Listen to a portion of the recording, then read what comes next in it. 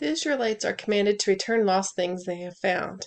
Finders keepers is not a biblical principle. We're to treat others how we would want to be treated. I've always appreciated these laws about adultery and rape. A woman is guilty unless she cries out for help. She is innocent if it happens in a place where no one could hear her cry.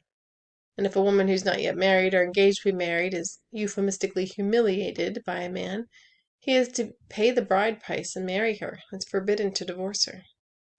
Dinah's brothers killed her offender when she could have been treated as a bride instead of being left in shame for the rest of her life.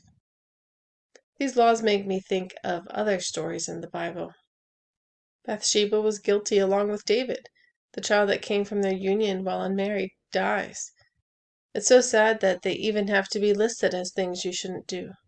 In fact, the Bible tells us that people do generally all know right from wrong.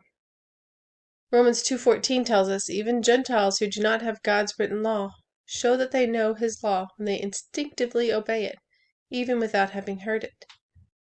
Missionaries have found this to be true while living among unreached tribes. They ask them, what's right and wrong?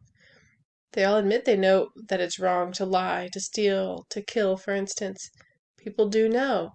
God created us with a conscience that knows right from wrong. We sear it by ignoring it, and justifying our actions, and sinning repeatedly until that's what feels natural. We are slaves to sin, slaves to unrighteousness, until we come to the cross and cry out to our rescuer. By the blood of Jesus we can enter into a new covenant and receive the promise given his people. I will put my laws into their minds and write them on their hearts, and I will be their God, and they will be my people.